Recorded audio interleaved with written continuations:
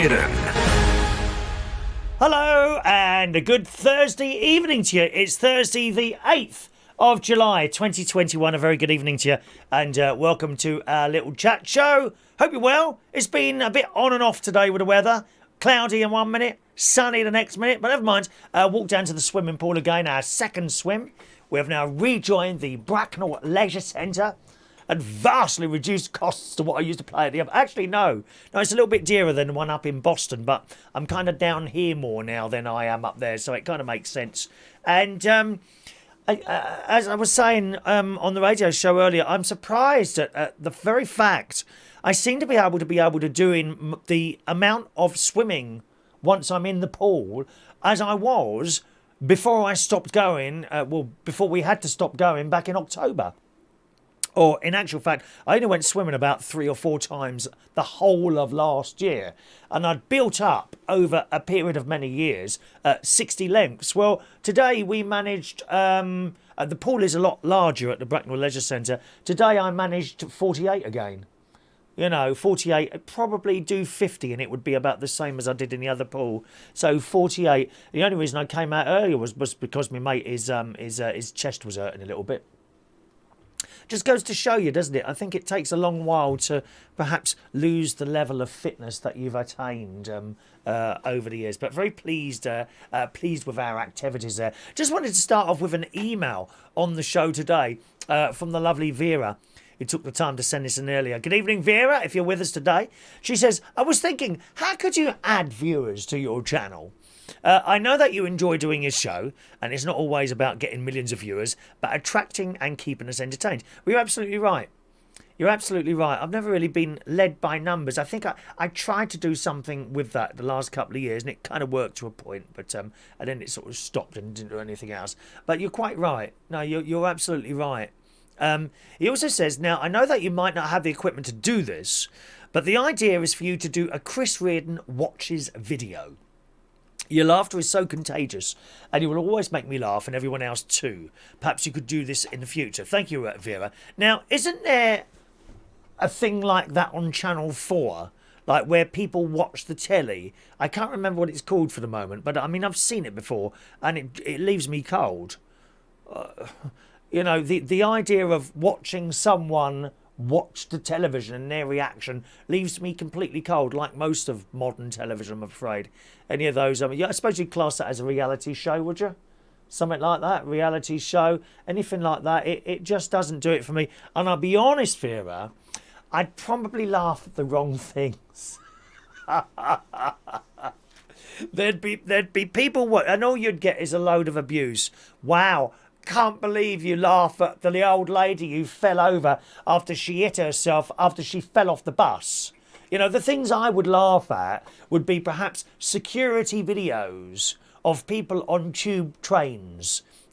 Getting off the tube, the doors close and their coat gets caught in the door and they get dragged along under the train. You see, I'd find that very amusing. I don't think it would go down very well. I don't mind telling you that, because we're friends and that. But I tend to laugh at things that you're not really supposed to laugh at. I have been known in church when the priest does a joke, right? Generally, you might get a little murmur amongst the people. Most of them are too blind to get the joke, unfortunately. And I will let out with a raucous, is that the word? A raucous laugh, really loud, at which point everyone looks at me, including the priest. Well, don't tell the joke then if you don't want me to laugh. I would laugh at the wrong things. That's the trouble, Vera. Or the wrong things in perhaps your mind. It's just how it is, one of those things. If you're new to the show, a warm welcome along. If you're trying to leave me a message either on Facebook in the comments section or on the YouTube chat box, I'm afraid I'm not in those. To join in with the show, please send a text. In top left-hand corner there, 07451 287 337. Or you can send an email, chris@unitedkingdomtalk.com. or you can call in a little bit later if you want to as well, all right? I don't know what time we open the lines, whenever I've finished talking crap. That's when we sort of... I used to open them very early on, and no one bothered to call in really early, so we'll just leave it now until I've finished with my rubbish, and then we'll open them a little bit later on, okay? Couple of texts in already today. Evening to Gary Ross. He's watching EastEnders before the show tonight. Has he finished yet? I don't know what time EastEnders starts or finishes, to be honest. Isn't it some nights it's like 7:30, and other nights it's like 8 o'clock, isn't it? I'm not quite sure. I haven't seen Holby yet. I'm hoping to watch Holby City a little bit later on with my sort of evening meal just after the show. I don't know if that's very good this week. They seem to be shoving it around all over the place at the moment, probably due to football. That, and they want to kill it off anyway, so they're doing their best to do. They've already changed the music, which is awful, pathetic. And the graphics as well, very disappointing. Don't know who cut this. Some like a child went on to, I don't know, Adobe Premiere Edits and made it with that. It's awful. Good evening to the lovely Mark Bowles, who says, all right, my old sugar puff, how's it hanging? Mine's all right. Can I see yours? Just a suggestion, Mark Bowles with us this evening. There's a little pretty picture of him with his Union flag, United Kingdom talk badge on. You haven't got one of those, have you? Eh? Evening, Mark. Good evening to Diane Jebb. Hello, Diane. Evening, Diane. All right, my love. Evening to Shania. She's getting very, very excited about the football, aren't you, my love? I saw your Facebook post. I think it was last night or this morning. She says she was actually feeling sick last night. She was so worried she was feeling sick. What? More sick than you would, a small child, perhaps, at his or her first Holy Communion, and dropping the host on the floor. How many times does that happen? Oh, Lord of Master. Dear me, Shania. I didn't know you was a massive football fan. What about your dad? Does Vectis like the football? Does he play? Or perhaps Callum plays football, doesn't he? I don't know. I don't know how it works. You let me know. Evening to the lovely Sherry Parish. Good evening, Sherry. Hello, Sherry. Good evening to Sherry Parish and your loyal viewers. Happy to see you as usual. Yes, loyal viewers. And that's exactly what most of you are. I know that. I know. Don't think like that. Don't ever go through my... I know that. There's certain names here that are there all the time. They're there for the video and they're there for the radio and everything. So good morning and good evening to you as well, wherever you are in this wide world that we're in. Andy, Gogglebox. Is it Gogglebox on Channel 4? Gogglebox. Yes, I have glanced at that, and it doesn't do it for me, I'm afraid. It really doesn't. Richard Morris. Evening, Richard. Good evening, Richard Morris, also known as Mother to certain members of the community. Richard says Gogglebox is one of the best programmes on television. I've watched all of them since day one. What's good about it is that there is a programme you thought about watching. You don't have to watch it because Gogglebox shows 2 minutes of it, and that's enough to know I didn't have to waste my time to watch the whole programme. Some of the people on there have been absolutely hysterical, and the celebrity Gogglebox is also excellent from Richard. Well, again, Richard, another word you mentioned there is celebrity. I can't stand all this. Celebrity this, celebrity that. Now, in the old days, we used to have something called Celebrity Squares. But that was about the only thing that was like with celebrity. Remember all those people? It was the bloke with the moustache and the beard. What is his name now? Little fat bloke he was. Can't remember. And we had... Who else was in the... Who was in Celebrity Squares? We had Barbara Windsor. She was in it, wasn't she? Max Bygraves hosted it for a while, didn't he? Celebrity Squares. That was a good programme, that was. Yeah, Celebrity Squares. But now there's so many of them. I like to see ordinary people do it. Like they did on the Generation Game. No doubt, if the Generation Game ever came back, we'd have a bleeding celebrity version of it. And they'd all the same people. All the same people on there again. Same old faces being trawled on all the channels. You don't have ITV stars and BBC stars now. It's just the same group of people on both bleeding channels. Talking of which, I noted that there's a new Question of Sport host. Now, I'm not a viewer of Question of Sport. I have no interest in sport whatsoever, really. I do my swimming, I do my cycling, and I do my walking. As for watching on the telly, no, don't watch anything on the telly. No sport on the telly at all. But that being said, there's an article in the Daily Mirror. Paddy McGuinness, again, same old faces. He was just doing that awful no, it wasn't awful. That karaoke thing on BBC One. What was that called? People had to sing, and you had to guess whether they were good singers or not. Can't remember what it's called now, but that was on BBC One on Saturday nights. I don't know if it's still on, actually. I watched a few of them. They were okay. As Paddy McGuinness, just come from the other side, where he was doing that programme where they have a line of about 20 girls and a bloke comes down and they have to choose each other. That one. It's very embarrassing when all the lights go out, isn't it, on that one? If that was Mark Bowles, I've shown you a picture of him today. If that was Mark Bowles on that programme with Paddy McGuinness choosing all the girls, all the lights would remain on. I would just imagine their faces when they realise he's with me. Oh, I'd love to see that. All those bimbos standing there pushing their breasts out at him, and then I walk on. I'd love that, wouldn't you? I'd love that. But yeah, Paddy McGuinness. Now, there's nothing wrong with Paddy McGuinness. He's very good at what he does.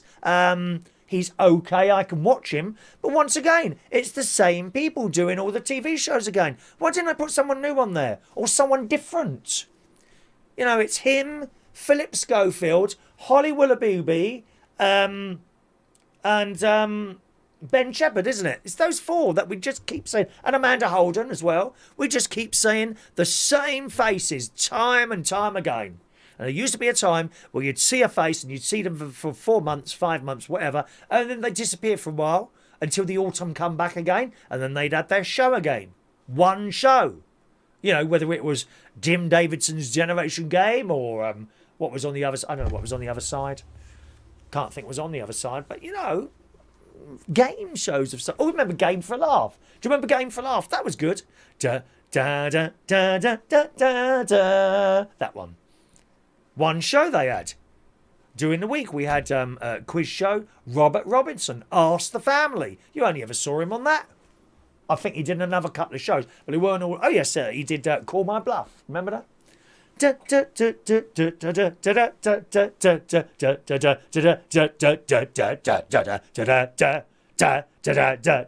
you see what I mean about these same faces?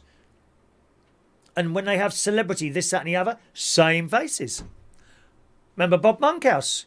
He did the bingo thing, didn't he? He was only on once a week. He did Family Fortunes. He was only on once a week. They gave them one show during the week. Now, same people, every night of the bleeding week. Philip Schofield's on twice a day sometimes. And he's fantastic at what he does. There's nothing wrong with what he does. But same bleeding faces. Paddy McGuinness has spoken of his pride after replacing icon Sue Barker as host of A Question of Sport. The Top Gear host is... Oh, does he do that? Again, another programme I don't really like, that Top Gear. Don't really like that. The Top Gear host is joining the show along with Olympic hockey gold medalist Sam... Was it Queck? I know who that is. And Lions rugby star Ugo Monye. Don't know who that is either. Who are taking over as team captains. Are they sports people? Oh, they are sports people. It says it there, doesn't it? Hockey gold medalist and Lions rugby star. So they're sports people. Paddy, what's his name? Paddy McGuinness told the Mirror, I love the fiercely competitive nature of sports stars, coupled with having a laugh. Well, good luck with it then. See how that goes. But I would like to have seen perhaps someone new there. Same people again. I don't know. All right, some more of your messages. Evening to Paul. Hello to DJ Sparky and Joe. Are you there again tomorrow morning there? Hope you are there. Evening to John Parrish. Hello to you. Hello to Rachel Wheatland. Evening, Rachel. Good evening to Maureen. Evening, Maureen in London. Hello to Shania. She says, host falling to the floor would be a disaster. Thankfully, we have never seen that happen. Well, thank God for that. If it's blessed. I remember our parish priest, Father Symes. Years ago. I was in the primary school, Sacred Heart in Roehampton. And he'd come to do like a lesson in a preparation for First Holy Communion. And he turned up with this little box. And in the box were hosts, but they weren't blessed. We all had to kneel down, and he would come around and put one on our tongues, because none of this business, dear. None of this business back then. Certainly not. God's sake, man. None of that. So he's got his little hands up. We've got our little hands open like that. And he would do it. And he's walking around. As he's walking around, a host dropped out. Unblessed. It's okay, Shania. Unblessed. And then, I don't know, a teacher picked it up. It was lovely, Father Symes. He's gone now. A great man. A great, great man. Really was. And a teacher ran over, picked it up and put it back. Oh, thank you very much. He walked around a bit more. And he never noticed these hosts. They were kind of... There must have been like a join in the box of the bottom of the box where they kept slipping through, you see. He walked about, another one would fall out and someone heard it. It's happened 2 or 3 times. And then all of a sudden, the bottom of the box just went... And all these hosts out all over the floor. But they weren't blessed, so that's all right. People, do you know, I'm sorry, Shania, we're talking about this like you're sitting here waiting for me now. They ain't got a clue what we're talking about here, some of these people. Not a clue, dear. Not a clue. Oh, he was nice, Father Symes. He said, have you ever, when I was an altar boy, Chris, have you ever thought about becoming a priest? And you don't know what to say, do you? You know, how old was I now? I don't know, 13, 14. Oh, I don't know. I might have been older than that. I don't know. Oh, I don't really know, Father. I'm not sure that's for me. Okay, well, have a little think about it. There was another time he said, when's the last time we were talking about confession and all that? It was in the sacristy. Again, people know, not a clue what we're talking about here, Shania. We're just having our private conversation tonight, aren't we? And we're in the sacristy. When's the last time you went to confession? Oh, it's a long while. Okay, kneel down now. I had to do it there and then. Oh, he was great. And he would have a laugh. He had the loudest voice ever. He didn't need a microphone.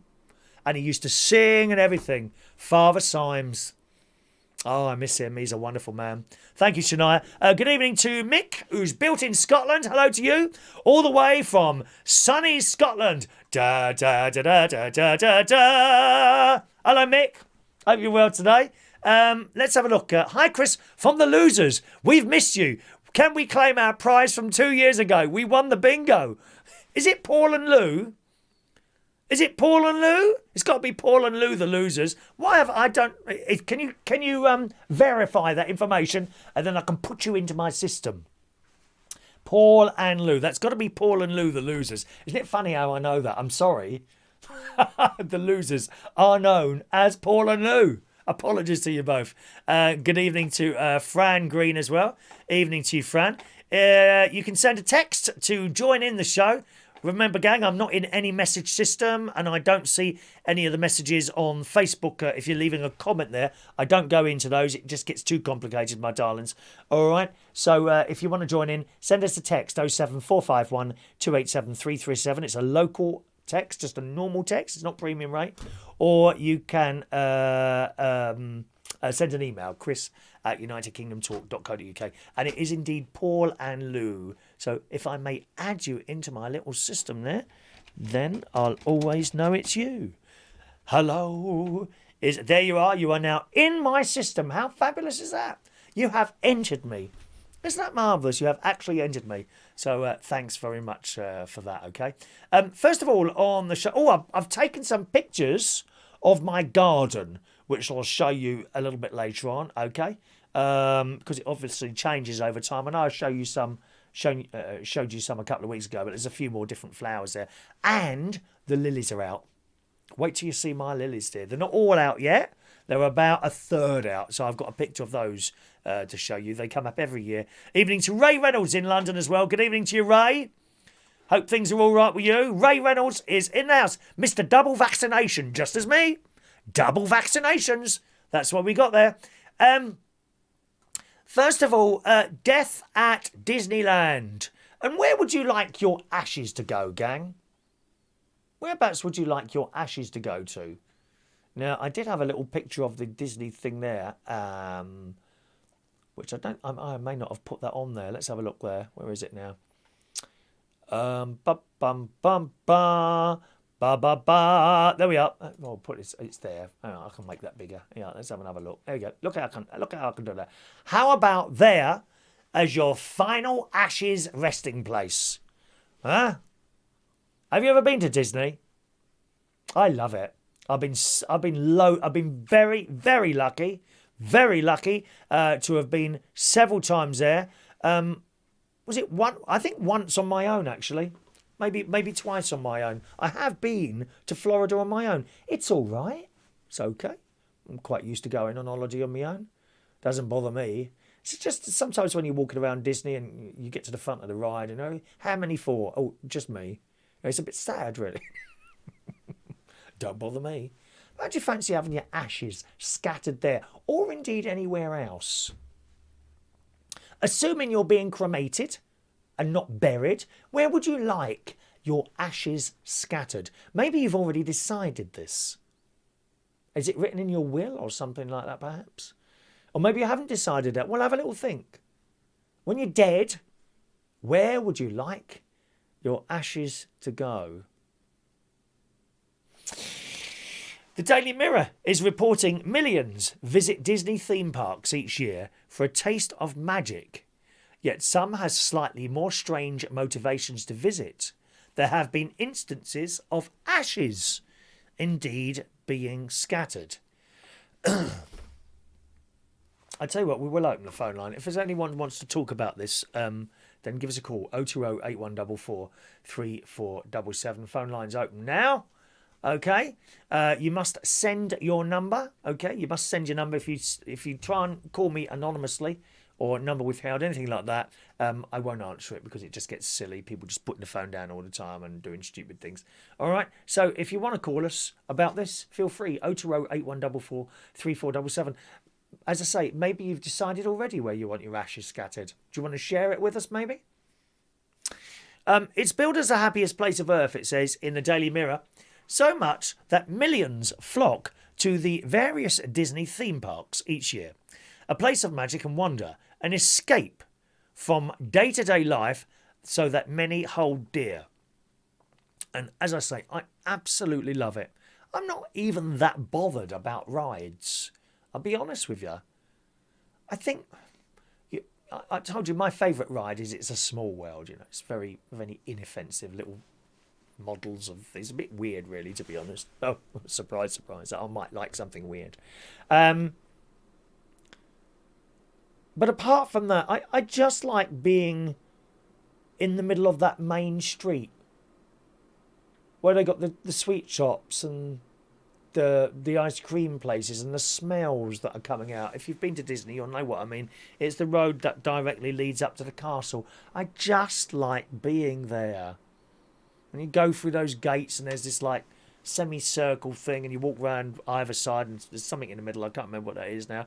And then you walk down Main Street. I just love it. And you can understand why people might want their ashes scattered there, really. It says it's not uncommon for visitors to comment about never wanting to leave, flinching at the very thought of ditching the mouse ears and returning to the day job. Now, I have to point out, I don't wear the mouse ears. I'm sorry, I really don't. Most of the kids are, but a lot of the parents are as well. But it don't matter, does it? Don't have to be cool to go to Disney. You really don't. You just want to join in on everything else. I love it. However, according to long-established urban myths, some take the drive of not wanting to leave a little too literally. It has been long speculated across the internet and subsequently confirmed by those former cast members, that's people that work at Disney, that it's a common activity for individuals to scatter the ashes of loved ones throughout the grounds and on the rides themselves across Disneyland resorts. It's become such a phenomenon that Disney has spoken out in the past, confirming that it is not permitted or tolerated. In basic terms, it's a violation of the Health and Safety Code to scatter human ashes on private property. I don't know what you think about it. I don't have a problem with that. As long as it's done carefully. You don't... Someone at the top of that mountain, what's it called? Fire Mountain or something like that. Big Rock Candy Mountain. You know, when that train's going up and down like that, you don't want someone at the top doing that, you know, sprinkling the ashes of someone, and then someone down the bottom, you know, having a chin wag. Yeah, and they get a mouthful of some dead person. I mean, it's not funny.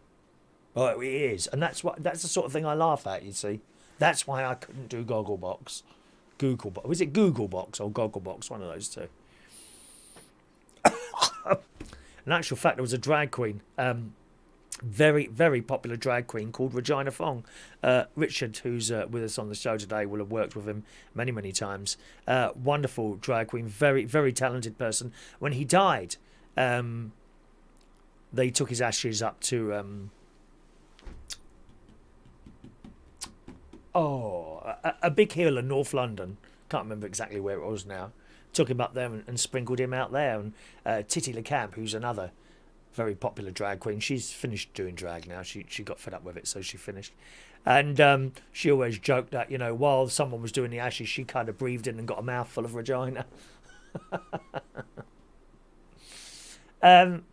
Disney is no stranger to urban legends. It says in the Daily Mirror, the sort of myths that are bound to circulate around a brand that is known for its magic and its guarded approach to running the themed parks across the globe.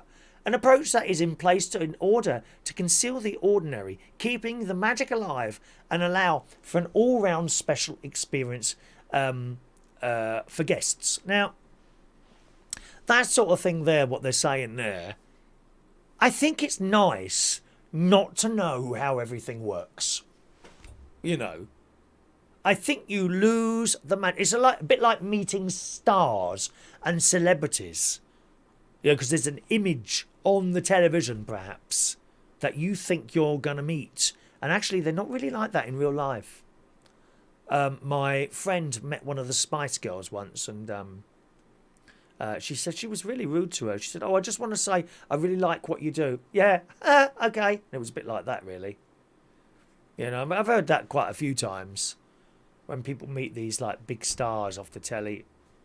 It's just how they are. You can't catch them in a... Everyone has bad moods. You can't surely expect that person to be as they are on the television all the time, you know. So sometimes it's best to keep the mystery of not actually meeting someone. And similarly with the way things work, like the way Disney works, they have to do certain things to give you that great experience. Do you really want to know that now and again the little characters disappear for a side door? They probably go out the back and have a cigarette or something and stuff their face with donuts or something like that.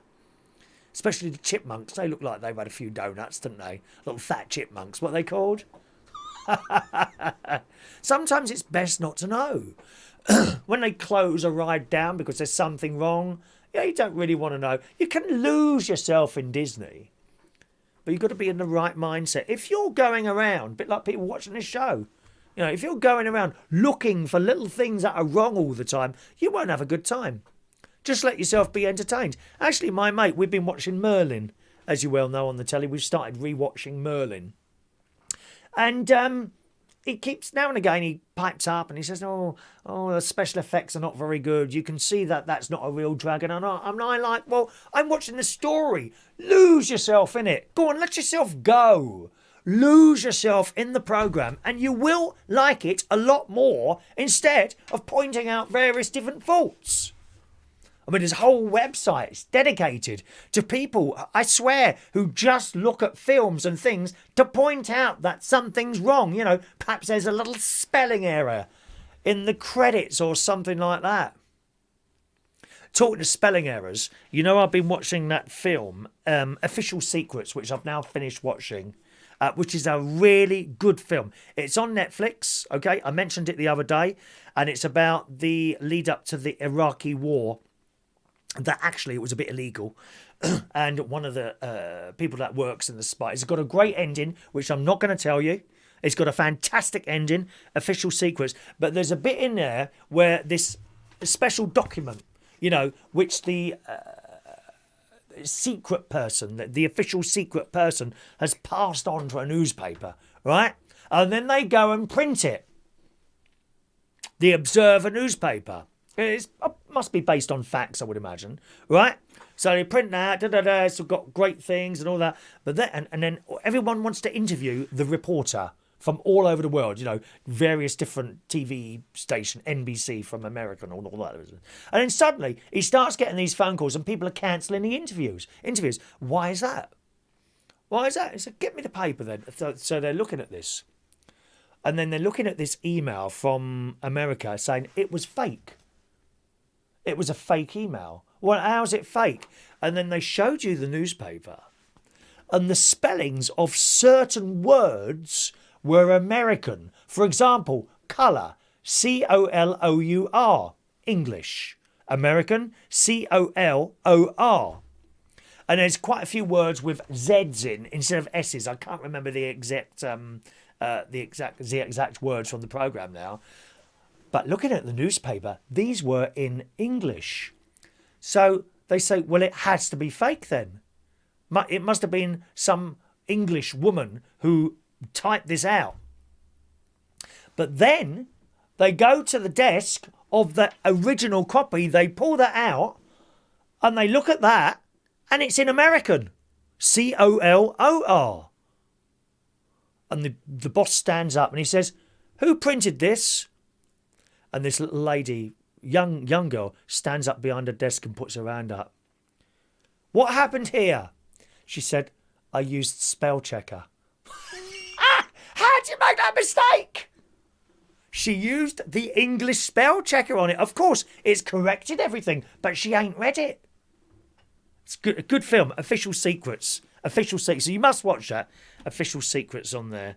And of course, Disney has its secrets. And you don't want to know them because you can't lose yourself in the experience. So many people just looking for errors in everything all the time, aren't they? It says in the Daily Mirror, of course, the slight element of secrecy can allow scope for people's imagination to run wild. Come on, imagination's better than real life, isn't it? Admit it. It is. You close your eyes and go on, close your eyes and imagine something wonderful, like meeting me, for example. The opportunity to reveal stories which may or may not be true. If there's anywhere near as many attempted ashes scattering incidents across the theme parks as the internet, in particular a site called Reddit, has us believe, then it appears that such an act has been carried out by visitors for a long time. Well, of course it is. How are they going to find any ashes that you might have concealed about yourself? Not going to find them, are they? Quickly when there's no one, you just chuck it on the floor. Doesn't matter where it is necessarily. I mean, preferably, if someone asked me to do it, I'd probably look for some flower beds or something like that. Because I feel, if you tip someone's ashes into flower beds, that then goes into the soil and becomes part of that flower that will bloom at a later date, mustn't it? When you think about it. Eh? Do you not think so? Must do.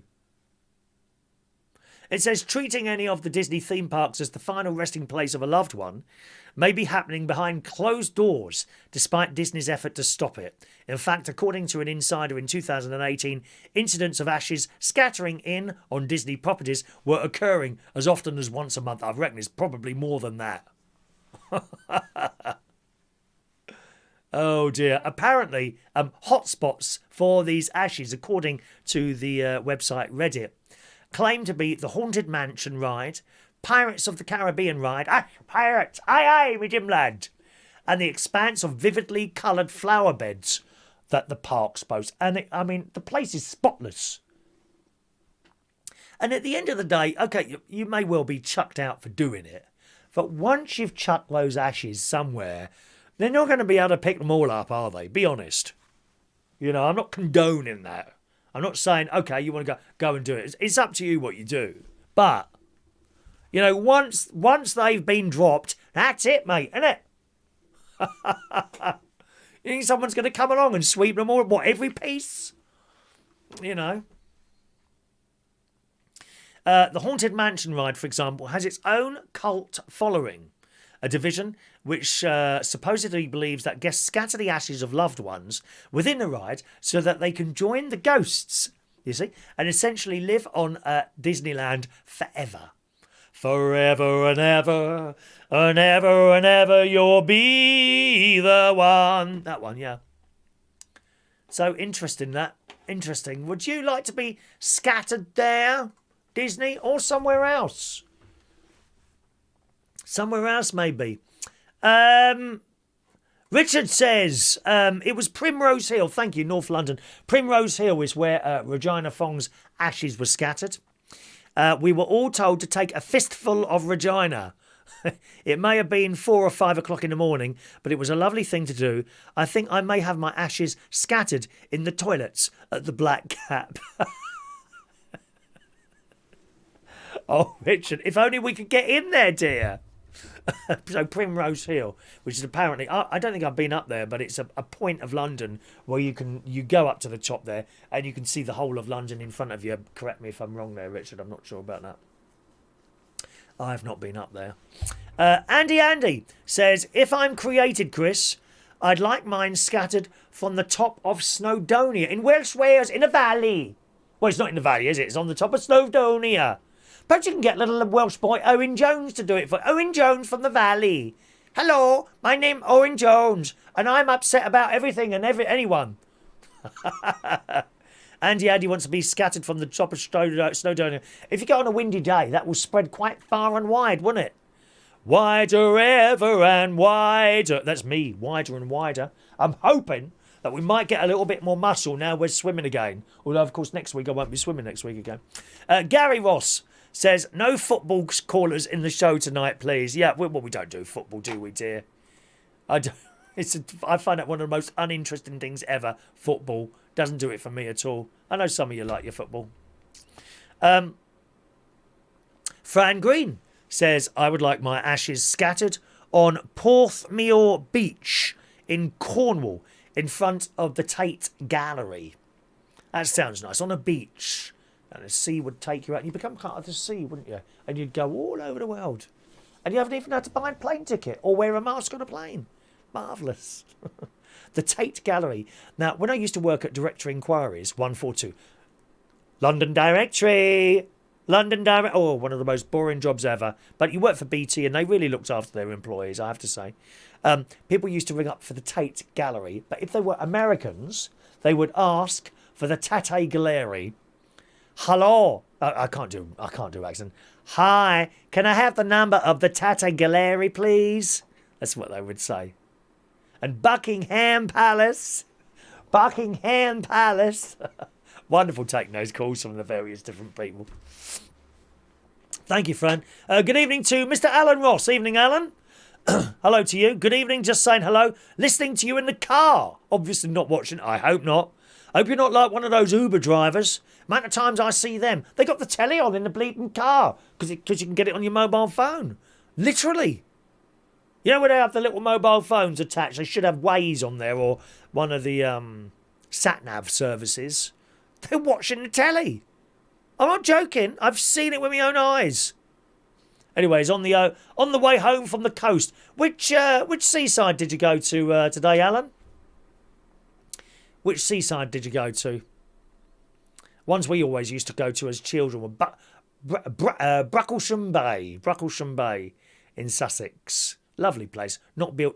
It never became commercialised. You know.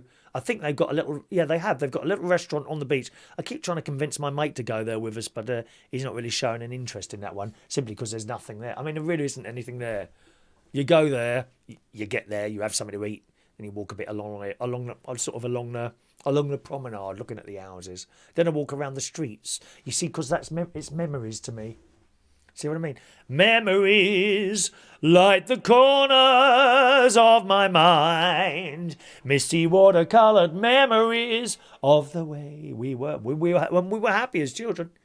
Just walking around the streets, and we'd go to the beach perhaps and do stuff. They used to have we didn't go to Pontins there, not with the family. I did go to Pontins there in Bucklesham Bay with a friend of mine, Andy, who was in the Scouts. And it was a good time. Good time. Yeah, it was all right. It was at the end of its days at that point. They were about to sell it. So there wasn't much maintenance going on there. But it was okay, for what it was. Nice. Had all our meals and that. Had a little dance with the girls as well when I thought it was straight. Don't know what happened, really. Evening to Stephen Petty. Good evening, Stephen. Hope you're well on this Thursday night. And John Parrish says, talking about, where were we? Talking about ashes earlier, I remember Bill Wyman sniffed up his dad's ashes back in the day. Did he really? Oh, how awful. Oh, no, I don't think I want to end up someone's nose. Not the nose, anyway. And John says, my brother's ashes are buried near his remembrance bench under a cherry tree on Canvey Island in Essex. That's quite a nice thing, isn't it? Having a bench made for you. There's a few around here. There's one actually in the forest. There's one actually in the forest. If I walk from my house, probably take me about half an hour, 35 minutes to walk there. I'll do a little pick. And then right on the corner, in the middle of the forest, is this random bench. It's probably the only bench I've ever found over there. And it says, this is dedicated to so-and-so who used to walk over here every day with his dog. He loved this forest. As indeed I do. I love it over there. Love it over the forest. It's so nice and quiet and peaceful. Anyone else? Where do you want to be buried or ashes scattered? I'll probably be buried, hopefully, probably with my mum and dad, I would imagine, in Putney Vale Cemetery. Do come and visit. Feel free to put flowers on there, you know. Don't think I'm one of those people. Oh no, send the flowers to charity. No, put them on my grave, please, if you don't mind. You know, and then post pictures of it. I'm thinking of having a little screen on there as well, you know, where I could have old shows playing permanently. A little LCD screen on the headstone. Do you think that's a good idea? Oh, I'll probably have more viewers. You know, more than are watching this show anyway. All right. If you want to join in the show, don't forget, gang, it's an email or a text. I'm not reading up. I don't read messages from Facebook or anything like that. 07451 287 337. Or you can text in, that's the text number, or email Chris at unitedkingdomtalk.co.uk. A very good evening to the lovely LaBelle. Evening, LaBelle. Hello, my emerald-eyed English cricket of love. Oh, cricket, my love. Oh, I don't do cricket, LaBelle. Oh, no, I don't understand it. I don't know who's winning or losing even. Anyway, LaBelle used to be a former employee of Disney. She's a lovely lady. She's very talented. Does a lot of drag shows over in New York. And I aspire to meeting her one day. I wouldn't tell her. I'd just turn up at one of her venues, you know. I'll be one of those people, LaBelle, that stands up and puts $5 down your bra. Like they do. That's how most of the drag queens are paid in America. I think they get a small wage. Some of them get a small wage. Some of them get no money at all from the actual venue. But a lot of the money is literally they'll be doing a show. This is how it works there. They'll literally be doing a show on a stage, or they come down into the audience. Depends on what show they're doing. And people literally stand up and hold $1 out, or I'm sure not $1. It must be more than that. Say $10. I think $10 would probably. I think I'd $10. They literally stand at the stage there, and the drag queen snatches it out or takes it gently out of their hand, and that's how they make their money there. That's how they make the money there.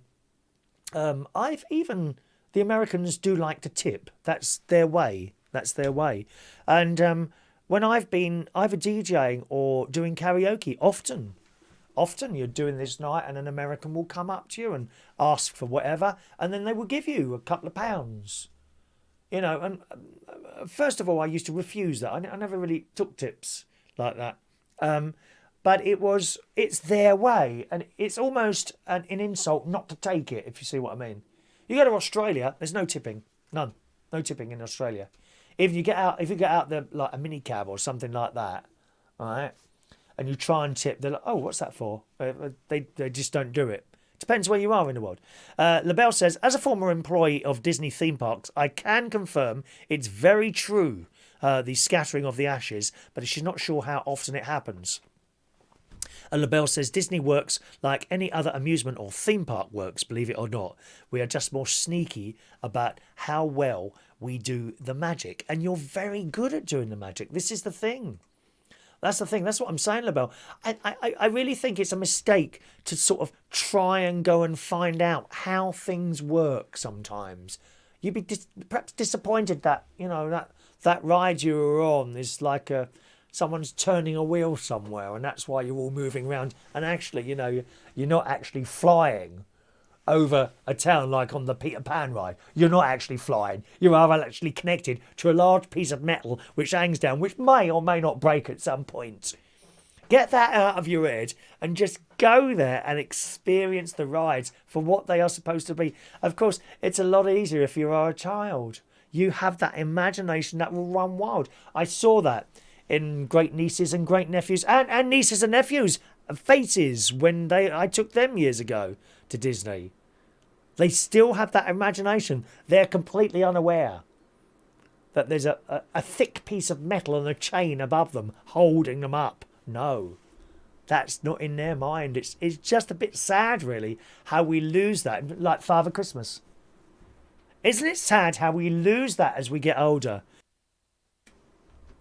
All that imagination and wonderfulness that you have as a child. Evening to Mick Davenport. Evening, Mick, who says, evening, Chris, it was windy when my nan's ashes were scattered and my mum got a face full. Did it go in her eyes? It's a good job it wasn't hot ash. There's a bloke on the radio. I don't listen to him anymore. He went too far to the left. What's his name? Oh, Saturday night. Nick Abbott. And I've heard him tell the story a couple of times of being on a steam train. And he says there's no real point in being on a steam train because once you're in the carriages, you don't know it's a steam train except for the whistle going now and again. And he said he made this mistake of don't ever put your head out of a train window. Honestly, the train coming the other way is really close. I mean, and people have lost their heads sticking their head out of a train. Don't ever do it. But he said he was on this steam train. It was going one way. And he made the mistake of putting his head out to see the steam train at the front. At which point, hot ash came towards him and in his eyes. He said it was so painful. It's a good job it wasn't hot ash in it. All right. Cats. Curfew. Who's got a cat? Who's got a cat? They're naughty cats, aren't they? Actually, my mate only today was telling me that his cat had got a bird. He said he thinks the cats have found a bird nest because he keeps finding eggshells in his garden. Actually, I find them down here as well, eggshells. Little egg, not chicken's eggs, little eggshells you find that come out of a nest or something like that. Have you got birds in your garden? My lovely neighbours next door, Dave and Karen, they do lots to attract wildlife in their garden. Oh, it's wonderful. Wonderful. The amount of different birds, beautiful colours that come into his garden. And of course they spill over here as well. They come in my garden as well. But he hangs up all nuts and things and he's got like things hanging down so that the squirrels can't get them. I don't think the squirrels ever... He's sussed it out. He knows how to do it. I don't do anything like that. And he's got a pond with frogs in it. And the frogs come in my garden. I find them sometimes. You have to be careful mowing the grass. Seriously. I might be out there, move a pot, and there's a frog living underneath the pot. It hops away. They're very good to have frogs in the garden. They eat all the insects. Very good to have frogs. Or maybe if I've left a bucket of water out there. I've got 2 water butts. And sometimes I fill up the bucket so that it leaves more space in the water butt to fill up with more rainwater. And you pick up the bucket, I don't know, a week or so later. There's a frog living in the bucket. Or 2. Yeah, he's got loads of things come and visit his garden. There's even a fox, I think, that comes in now. Seems to have found a way into his garden. And hedgehogs. They live in both our gardens. I get the hedgehog in my garden sometimes. Sometimes I'm looking out the kitchen window and there it is. Walking slowly. They move quickly. Hedgehogs, 2 of them. Lovely to see the wildlife, isn't it? You saw the deer. Remember the deer? There was a deer in the bit in front of my house.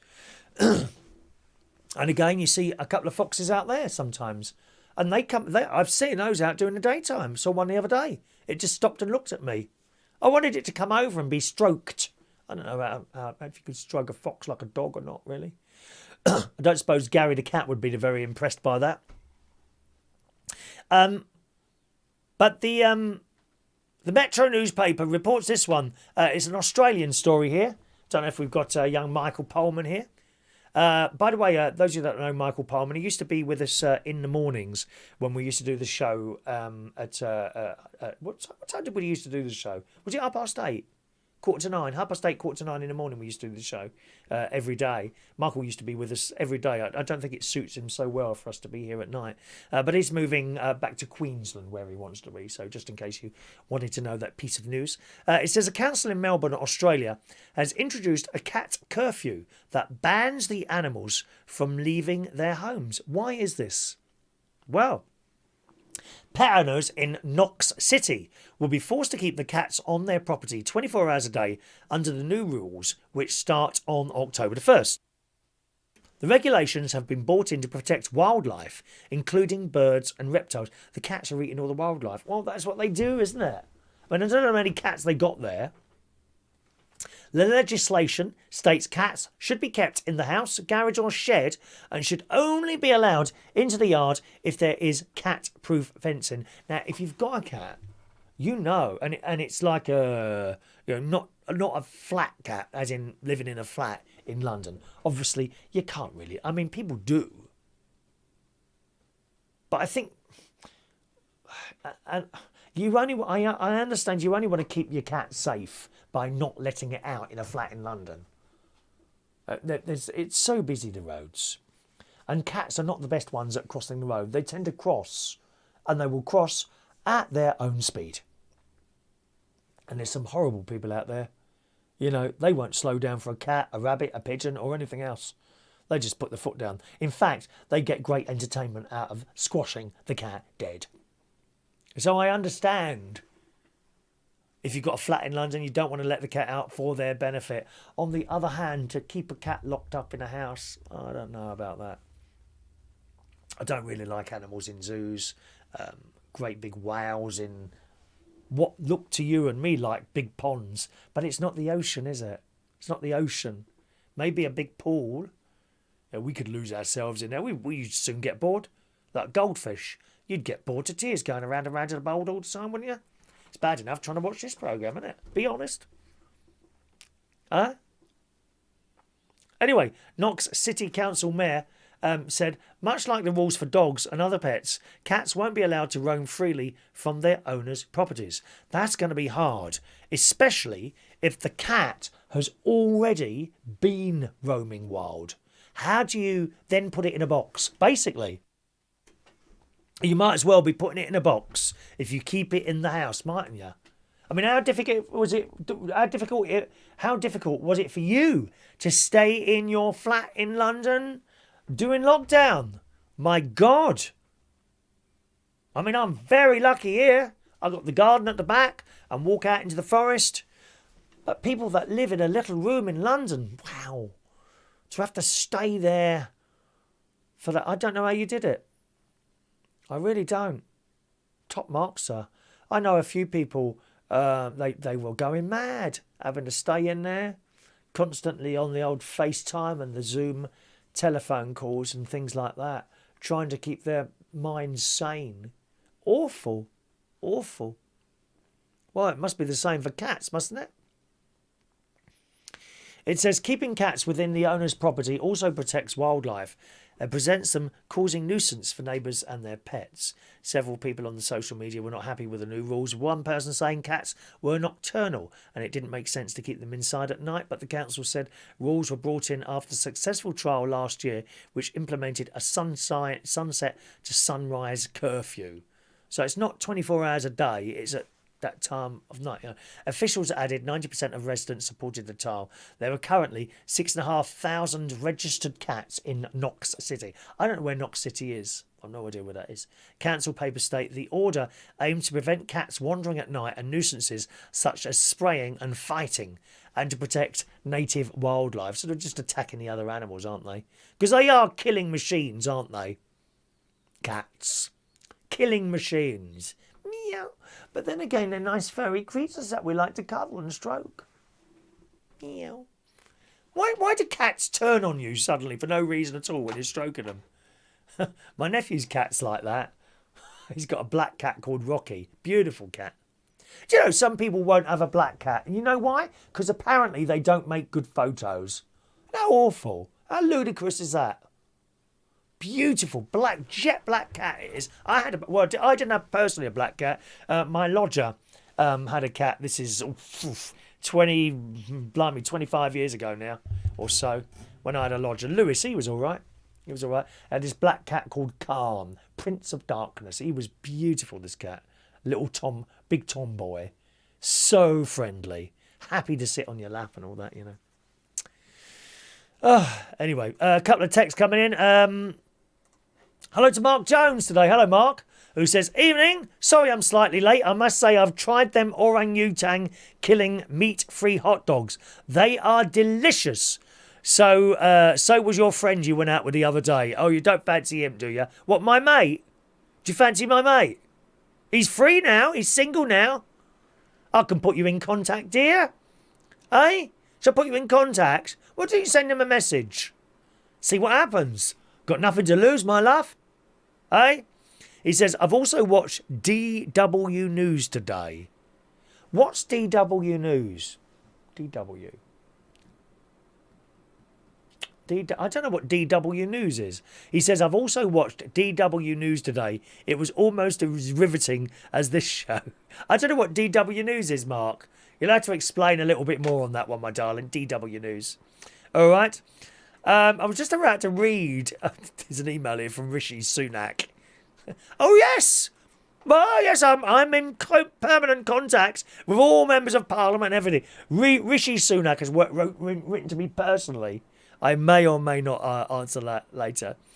Mark Jones, DW News. Oh, it's Daniel Woodhouse. Is he doing a news programme now then? Is he doing a news programme? Oh, I thought it was just general chit-chat and sleeping that he does. He does sleeping videos, doesn't he? Who was it watching him sleep? Was it Rachel? He does sleeping videos where he just puts the camera on and goes to sleep. You know, what if you wake up in the night and want to touch yourself and forget that the camera's on? That's the only thing I can say there, you know, dreadful. You know, there's a certain website you can go on there with orange logo if you want to. Rachel says, our cat is an outdoor cat. I bet it's well looked after. I know you, Rachel. I bet that cat is treated like a king, a prince? Is it? Has he got lots of toys? Our cat is an outdoor cat. He has a cattery outdoor. We let him out first thing in the morning and put him away safe at night. DW News is Danny Woodhouse News. Perhaps I should do a news programme. What do you think, eh? Would that work? A news show or something like that? Thank you very much. All right, so that's the cats there. Did I have a little photo to show you? Yeah, we were talking about the gardens there. I'm talking about gardens for a moment there. Gary Ross, thank you, Gary. Daniel Woodhouse News. Roy phoned in the other night, taking the mick out of Danny, cutting up bingo books. Roy who? Roy phoned in the other night. Oh, does he take phone calls, Danny? Roy who? Have we got a Roy on here? I don't know who Roy is. Daniel Woodhouse News. Roy phoned in the other night, taking the mick out of Danny. Ah, Roy Brownlow, of course. Roy Brownlow. Yeah, he's not always here, Roy. He's a busy lad. That's right, I remember now. He cuts up the bingo books, doesn't he? And he makes that into a show. That's what he makes. It makes it into a show. Talking about gardens and all that in the Disney, and they've got wonderful plants, and it's just so spectacular and clean and everything in Disney.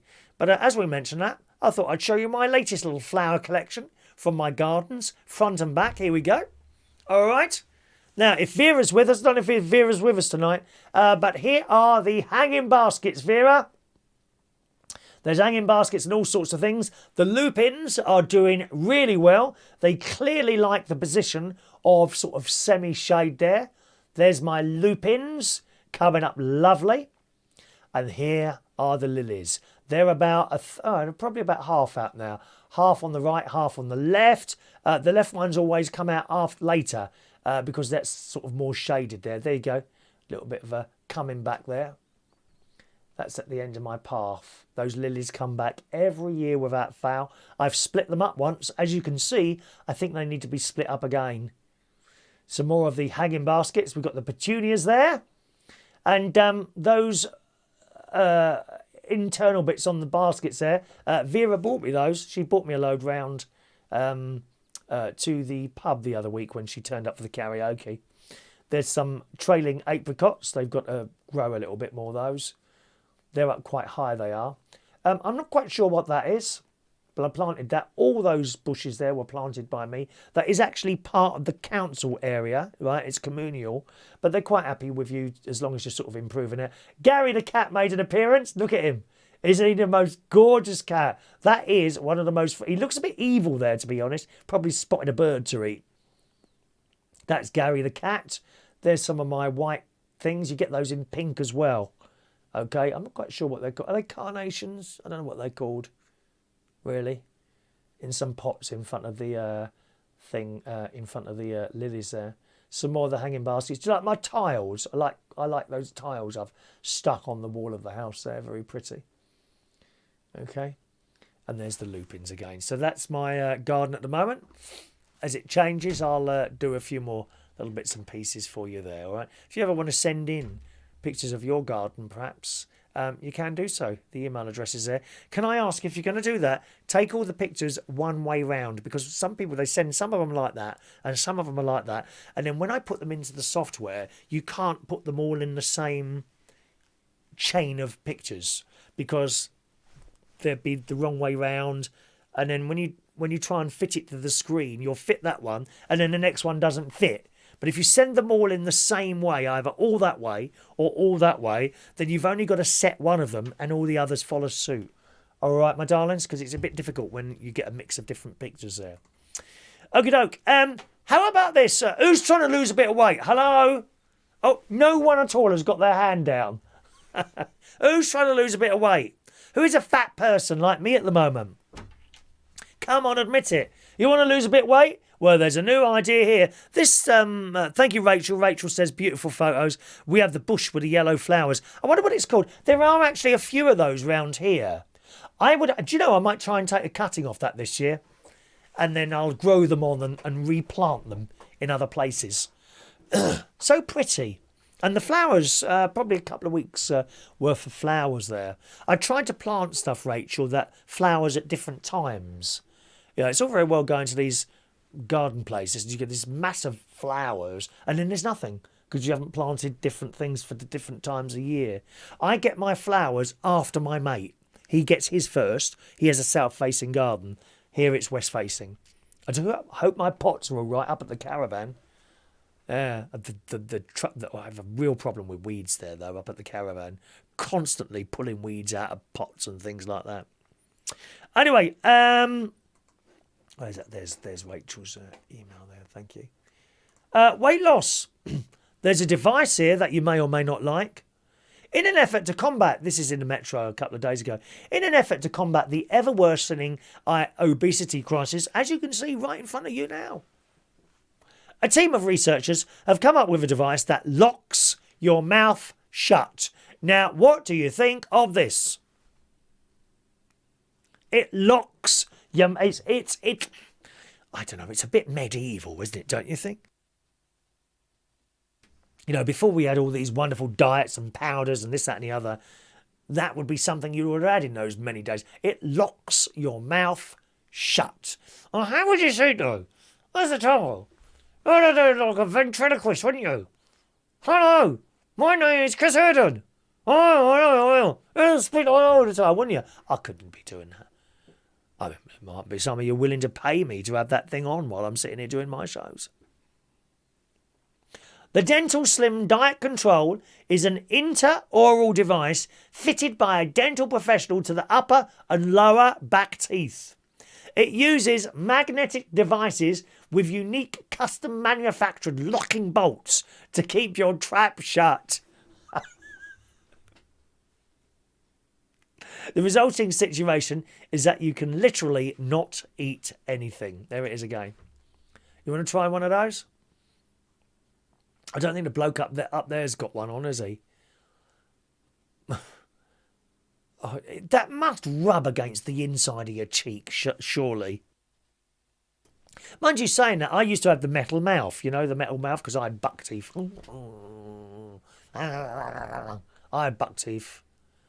And I used to have the metal mouth. You didn't really notice that you had the brace in there. Sort of, maybe your mouth just got used to it. I don't know. I used to have to go to the orthodontist at Kingston Hospital every 6 weeks, and they'd tighten something. The only thing is the little wires, now and again, they'd kind of move and stick out a bit, and you start irritating or even cutting the inside of your lip. I think I might have made it up a few times that there was something wrong and that I had to go down there just to get a day off school. I think back in those days, I'd get the 85 bus to Kingston, all on my own, 13, 14 years old, 15. Let's get a bus to Kingston Hospital, go to the orthodontist, get done there, then get back on an 85 bus, go all the way to Putney Bridge Station, get on a tube train there to Fulham Broadway Station, get off at Fulham Broadway and walk to school a couple of hours later, all permitted, because I was having stuff done to my face, see. Yeah. The children still go to school? I know it sounds stupid. The children still go to school on their own. I mean, I remember being like, when we were going to primary school, we used to walk along Roehampton Lane. And we would cross the road on our own.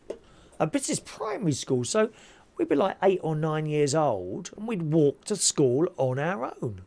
Or get the bus on our own. 8 or 9 years old in southwest London. Do people still do that now? Or is it, well, you can see when I walk around here, it's rare I'm walking around when either the children are going to school or away.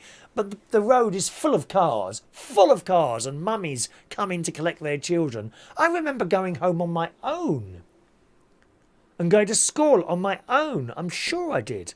Or with my sister. I don't actually remember walking to school with my sister for some reason. Do they still do that? The children still do that? Or are they now ferret around between home and school in a car, or mummy or daddy or whoever's looking after them will walk them there? We used to do this on our own. Nothing happened. Or at least we didn't think anything happened. People weren't abducted. Children weren't taken away and whatever, Oh, what a sad world it is. Anyway, going back to this story, it says, don't worry. This is the teeth thing. Don't worry, it doesn't clamp your jaw closed completely. You get a gap of 2 millimeters left for breathing and talking. Thank God for that, dear. I can't bear the thought of not being able to talk.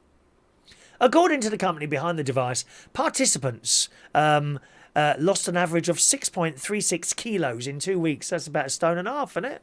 It's not bad, is it? 1.5 stone. That's all the weight that I want to use. Lose 1.5 stone. I need this thing immediately. Where's my glue? I'm going to glue my mouth together. Have we got any volunteers who might want to do that? Would you like to glue my mouth together? The release says the participants were motivated to continue with their weight loss journey. The Dental Slim, which is what it is called, was created by researchers in New Zealand, along with some of their colleagues in the UK. This bloke says the device will be an effective, safe and affordable tool for people battling obesity. Fitted by a dentist, it can be released by the user in the case of emergency and can be repeatedly fitted and removed. The main barrier, it says, for people with successful weight loss is compliance, and this helps them establish new habits, allowing them to comply with a low-calorie diet. Yes, the whole compliance thing, that's exactly what it is, you see. You start these diets, or system, whatever it is, it's like the slimming world, They used to say, you've got to stick to it. The moment you start picking, I just have that little bag of crisps, and then it becomes 2 bags of crisps, and it goes out. It's really difficult to stick to it. Even after months and months of being on it, and you can be on like swimming. Well, it's a bit like smoking, really. I gave up. I haven't smoked now for 30 odd years. right? But I used to smoke. I gave up several times, and then I just try one, and then bang, you're back on it again. It's really difficult sometimes to keep compliance. Similar with people who have got an alcohol or drugs addiction, I would assume. Difficult to keep to it. Fran reckons not good for dentures. They could take it out, locked and eat. Just take that. Well, you wouldn't be able to eat without your dentures in, Fran. You'd have to suck really hard, wouldn't you? I suppose. Huh? Aren't we awful, Fran? Thank you, Fran. If you're texting in, 07451 287 337. Don't forget, gang, if you're on Facebook Live or you're on YouTube trying to send me a comment or message there, I don't see those, okay? You've got to send a text or send an email if you want to join in on the show today. Email chris@unitedkingdomtalk.co.uk. Text 07451 287 337 is my text in number. Thank you very much to Gary Ross for sending this story in, which appeared in the Daily Record, Scottish Daily Record. And it's ludicrous. A mother, I mean, how stupid can you be? Actually, let's take a picture. Now, I'll show you this. It's not actually clear what it says here. Okay? But when I read you the story, it'll become more clear. Now, I'll show you this here. Can you sort of see what's going on there? There's a little child there. There's the mum's feet and a pram. It's a bit difficult to see, isn't it, really? Can you see what's going on there? Well, this complete thicko, what's actually going on there is a mother has sparked horror after placing her toddler on a train track so she could take a photo. And how ludicrous is that? You never really know how fast these trains are coming down there.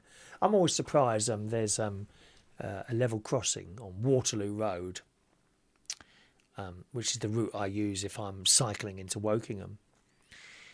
And the train comes around a corner right there and it comes down. And I'm always surprised at how fast that train is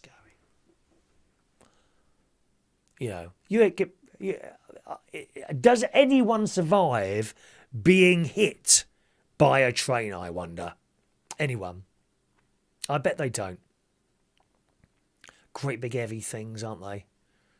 You can't survive, surely, being hit by a train.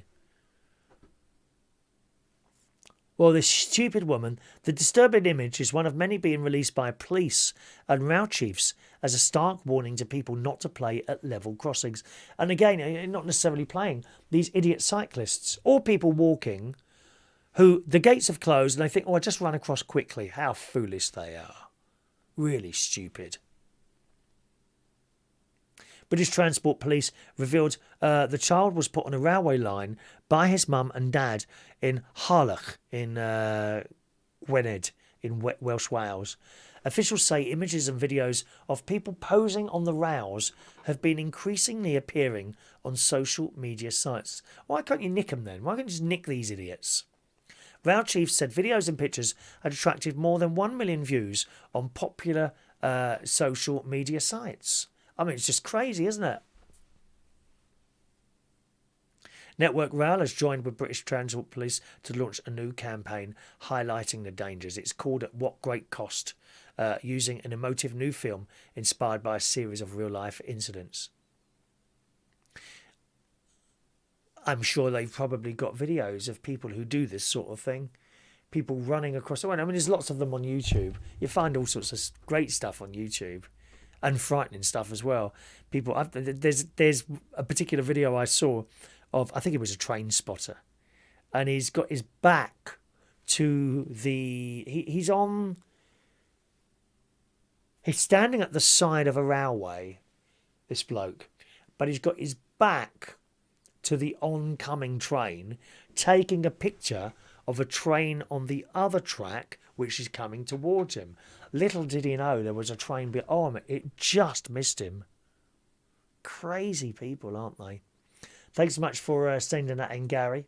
Much appreciated. Let's say hello to Scott Walker. Good evening, Scott. Do you still do the bingo on Sunday? No, we don't do that anymore, Scott. Thanks for asking. It's been quite a while since we stopped doing that. It didn't really work anymore. You know, we weren't sort of... It was just getting less and less people playing, so it was a bit pointless, really. Thanks for asking, Scott. I do appreciate that, all right. Gary Ross says, I hope social services pay her a visit, and so they blooming well should do. What an idiot. People are so obsessed with getting taking risks with their lives to get a decent photograph. I have to say, once again, on YouTube, there are various videos, some people that climb buildings. Do you remember that bloke who climbed up the Shard in London to make a YouTube video? They will take enormous risks to get those pictures and videos. I mean, it doesn't affect my life, does it? The fact, you know, if someone climbs up Tower Bridge and hangs off that thing at the top there, falls off and dies, doesn't affect. Why is that bothering me? Maybe it shouldn't bother me. You know, none of my business, is it really? When you think about it.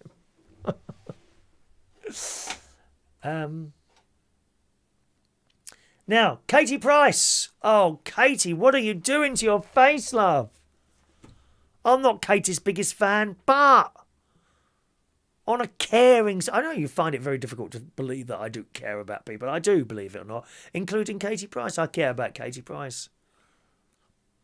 I think perhaps when she was a bit younger, when she started having all this face stuff done, I think if perhaps she'd have had a little bit of head help, so to speak. Well, she's done it again. The Sun reported a couple of days ago, Katie Price is in horrendous pain and left looking like a monster after her latest round of plastic surgery. She's 43 now. She flew to Turkey, I suppose it's cheaper there, for full body liposuction. I mean, I'd be in there for years if I had mine done. I'd probably stand, well, where do you want to start, mate? He'd go, wouldn't he? We'll start with my bum and move upwards. Full body liposuction. I mean, I don't know what the difference... Can you just have your legs done or your arse done or your arms and not the rest of you? You'd be a really funny shape, wouldn't you? Well, some of them are. Have you seen some of these women who get their arses done? And they're massive. Some of these blokes like big arses, though. It's as simple as that. Can't understand why they don't like mine, then. Perhaps it's not big enough. I'll eat some more crisps. Anyway, she's had a full body liposuction, eye lip lifts, liposuction under her chin, and fat injected into her bum. She wants a bigger ass. I don't understand it. You've got to feel sorry for her. I feel sorry for her. This is a lady who's got no money, isn't it? Then she go bankrupt. Where's all this cash come from then? See, it's a joke, isn't it? It's a joke, isn't it? She looks unrecognisable, as our exclusive pictures reveal. And here's one of those pictures here for you again. Wow, look. But you see, to her, it's worth it. She wants to look a certain way. And it doesn't seem to bother her going for this. It's a terrible pain. You know, some of you know. Perhaps you've gone in for an operation and afterwards the recovery can be quite painful, can't it? I know, certainly with my burst appendix, that went on for weeks, that did. Months, actually. Oh, the pain. And I don't know if any of you perhaps have had a hernia operation or something like that. And it's painful. A few of my mates have had hernia operations. It's not nice. And the ladies, some of them don't always work well, do they? You remember the ladies with the whole vaginal mesh thing? Do you remember that? Well, they've got this like piece of... I remember seeing it. I think Holby City did the story as well. It's like this piece of plastic and it's like a mesh and they put it in to hold something up. Like a hernia type thing. The trouble is... not with all cases, but with some cases, the body then grows into it. And it's like a sharp pain whenever they move. Now, once the body has grown into it, you can't take it out again. That's the problem. It's awful. Awful. So why? I mean, to do something to your face where it's just painful. She said she looks unrecognisable and feared she was going to die after waking to be told she needed a blood transfusion. Katie refused the transfusion, saying she feared catching COVID from the blood. Can you catch it from the blood? I suppose you can. I don't know. I'm not a doctor. She admitted thinking, what the hell have I done? And fiancé Carl Woods was watching in the operating room, fearing she was dead. God's sake, man. I wonder how much that was then. It says she spent hundreds of thousands of pounds over the years on nipping, tucking, plumping, smoothing, resulting in a face and body that has little or no resemblance to her former self. In 2017, we spoke to cosmetic surgery and beauty experts to find out what her body could be worth once and for all, and you might want to sit down for this. Taking into account her surgical and non-surgical procedures, the figure was predicted at an eye-watering £500,000. Just imagine the house she could have for that. She spent it on her face, and it could be well over that now.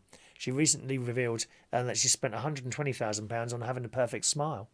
£120,000, explaining she needed urgent work on her teeth after a childhood accident. Gosh. Her other half calls her the British Pamela Anderson. Well, I don't know about that. And it's terrible. Again, Gary Ross sending in that story there. Thank you, Gary. Her new face and bum have been revealed after brutal surgery that almost killed her. It's terrible. Terrible. With that cosmetic surgery, of course, I think it's the case of once you've had something done, you have to keep having it done, if you see what I mean. To keep it up, if you see what I mean, you know. Scott says, thanks for the reply. I'm sorry to hear about the bingo. Do you do any prizes for things or selling fridge magnets? I've not watched for months, unfortunately, but I'm back now. Says Scott Walker. No, I've got nothing, I'm afraid. No prizes or anything anymore. It's just me sitting here chatting. It got a bit expensive, really, to be honest. That was it wasn't the main reason for the bingo. The main reason was less and less people were playing, but it was an expensive thing to do. So that's why. Anyway, thanks for your interest there, Scott. All right. Don't forget, gang, I'm not in any comment boxes. If you want to join in with the show, please send a text 07451 287 337 or email chris@unitedkingdomtalk.co.uk is my email address. All right. Human Satan, we've got another picture coming up for you here. Now, I think we've spoken about this bloke before, but he's had even more done to his face. Another one obsessed with cosmetic surgery. Perhaps there's a little nip and tuck you want done to yourself, is there? Eh? What could I have done now? Perhaps these are something like that. I've got these lines here now. You look back at some of the older shows, there were no lines. I was never much there, to be honest, but there's no lines. This bloke in Brazil, a body modification fan, has unveiled his latest extreme transformation. Get ready for this photo. Get ready for this. This isn't a couple of tattoos on a face or an earring. It's a lot. I mean, it's a bit of a thing to actually look at it, to be honest. This bloke's 44 now. He's a tattoo artist and has been working in the tattoo industry for 25 years. He's been dubbed the Human Satan for his unique appearance and earned himself a following of 58,900 fans on Instagram. Despite spending a fortune on his look, the Brazilian has just shared his latest procedure. He's spent £795 on curved tusks. I kid you not, curved tusks, which stick out from either side of his mouth. In another procedure, Michael also had his ring finger removed from one of his hands.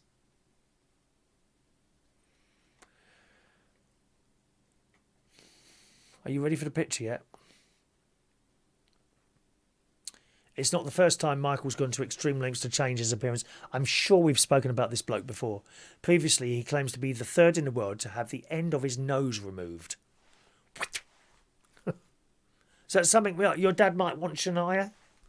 The procedure involves having the tip of his nose removed, which could come with risks or health complications. There's also 4 horns on either side of his head and several implants under the skin of his forehead. Are you ready for the photo? Ready? Don't let any children look at this because it's a bit scary. Here we go. Gosh. Most of his body is covered in tattoos, including his eyeballs. His wife specialises in body modification and has helped him to achieve his unique look. He said, I've been a tattoo artist for 25 years. I focus on black work and brutal tattoos, which are types of tattoos where you ink a large part of your body. I mean, it's really going to extreme lengths, something like that, isn't it? Don't you think?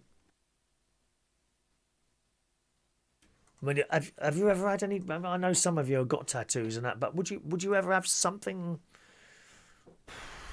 like that? You'd be a little bit afraid, really, to walk down the street. I think, isn't it really?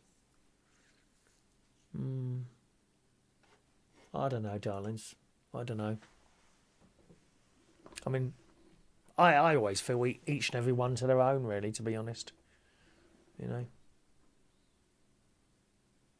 I don't know. Alrighty, Windows 11. Windows 11. Are you ready for Windows 11? Well, I just seem to remember... Oh, sorry, I accidentally closed something. If anyone was trying to call in, I'd close the damn thing. Sorry, gang. Sorry, I had the phone line closed there. If you want to call in, feel free to do so. 020-8144-3477. Windows 11. Now, I distinctly remember being told when Windows 10 came out, that was the last one. We were no longer going to have Windows 11, 12, 13. They told us Windows 10 was the last one, and that was the thing.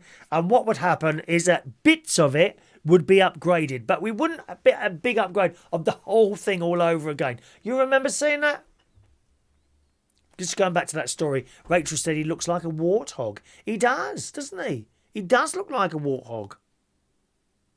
I don't know. Well, Windows 11 is on the way.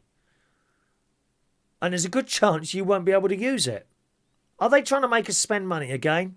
The Sun reports Microsoft has accused of leaving millions of computer owners behind at its PCs with its new Windows 11 update. The massive upgrade lands later this year or earlier for some computers. It brings sweeping improvements, design changes and new features. Importantly, here we go, it replaces Windows 10, which will lose support eventually, including vital security updates. They definitely told us when we went to Windows 10 a couple of years ago, that was the last one. There wouldn't be another big upgrade. I remember that. So they've lied. Microsoft has warned many PCs simply won't be able to run on Windows 11. Now, I know people, apparently, now I haven't done this myself, there is a thing you can download from Microsoft to test your computer, right, to see whether or not it will run Windows 11. And most people seem to be coming back with the answer of no. They want you to buy a new computer. They want you to buy new software. That's what it's all about. It's a bit like rent. There's so many places. Rent. I've had this conversation with Martin, my brother-in-law, many times. They're like Adobe. You can't buy Adobe anymore. You have to rent it. It's all very well, it might be, I don't know what it is to rent Adobe. What's it to rent? Let's see how much it is. Rent Adobe Premiere Elements. Let's have a look. How much is that a month then? Oh, special offers. Okay, let's try that. Special offers. Creative Cloud. I don't know what that is. It's £40 a month, dear. 40 quid a month. Just to rent one piece of software. Plans and prices. Hang on a minute. Let's have a look. So I use Premiere Elements. to if I'm doing editing. What's the audio one I use? Audition. Here we go. Adobe Audition. It's £19.97 a month. £20 a month. That's a lot of money. Used to buy it. Used to buy the thing for like, I don't know, 90 quid or something like that. £20 a month. It's all right if you're working in radio or something like that, you know. You're an organisation. They can afford it. £20 a month for that. How much for Word? Don't you have to rent Word? I think you have to rent Word, don't you? See, I've got a really old copy, which still seems to work, fortunately. Bought the discs. You used to get them on little discs, didn't you? Not anymore. No, they want you to rent it. The money just keeps coming out of you and going to these thieving people, doesn't it? Whole renting thing. Well, the Windows 11. It says one of the big concerns is that Windows 11 requires 8th generation Intel Coffee Lake processors or newer. Does that mean anything to anyone?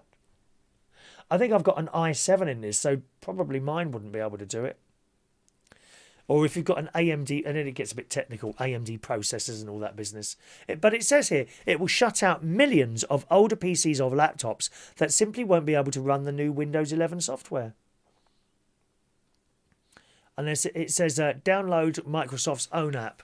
Oh, I'll check for you. Grab it here. Oh, shall we see if it... Oh, directory not found. Oh, well, that's good, isn't it? And that's a link from a newspaper. So don't get too excited about Windows 11. You may well not be able to do it, my darlings, all right? Dreadful, isn't it? What's it? 9:30, is it? That's all right, isn't it? I'm feeling quite peckish at the moment. I want my hot dogs. Don't mind if I go early for my hot dogs today, do you? Huh? Naked shopping. Does that appeal to you? Why, oh why, would you want to go shopping naked? You won't get anyone nice going, you know that, don't you? It'll be fat old people like me. You won't get anyone decent doing naked shopping. Well, The Star. A couple who love being fully naked decided to visit the largest nudist city in the world for a romantic honeymoon. Why would you want to get your kit off if you've just married someone in front of everyone else? Cap d'Arge is a somewhat controversial French city by the seaside on the Mediterranean coast where people are permitted to live their lives fully nude. Never have to wear clothes. Well, might save money on the clothes, wouldn't it? Okay. Save your money on the clothes. Considered the most liberal destination in the world, the nudist area goes beyond ordinary beaches. In this French city, people can walk naked through banks, supermarkets, restaurants, hairdressers, bakeries, and even more without a single piece of kit on. Oh, I don't like walking in food places as well. What if little hairs come off you and end up in someone's like cup of tea or something while they're sitting in a restaurant, or worse, in your meal? You could be sitting there having a roast meal, you know. So, and there's oh no. Perhaps that's your sort of thing. Has anyone been to a nudist colony? Have you? Anyone done anything like that? Every summer, the city receives more than 50,000 tourists from all over the world, with the majority being French, Belgian, German, Italian, American, Dutch and Canadian. There's no English there. We're far, far too reserved to do anything like this. The Brazilians are not known to be common at the resort. It's the dream destination for one frisky couple from the sunny country. Arthur and Luana chose Cap d'Arge as the #1 destination for their honeymoon. They noted couples should look for new experiences early in their marriage and not let it cool off. Well, I don't know. The duo work as a relationship coaches to help other marriages survive lockdown. Plus, they make a whopping £56,000 on OnlyFans, sharing videos and snaps of themselves getting hot and heavy. You see, I'm sure I'm missing out here. I need to start my OnlyFans account, don't I?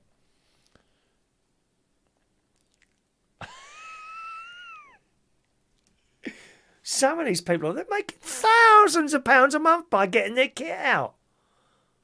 or getting their kit off. There's a picture of them here. Actually, they're quite a good-looking young couple, I will say that. Yeah, look. Completely naked in the supermarket. That's the wrong one, there we are. I mean, is that good? I don't know if that's good or not, really. They added, we teach everything through the platform from their OnlyFans. They do everything on there. I expect they do. After getting married, they headed off to the nudist city as a way to keep their relationship fresh and steamy. Well, so you've got to go somewhere like that to stay in love? Well, you've married the wrong person then, haven't you? Is that what it's about?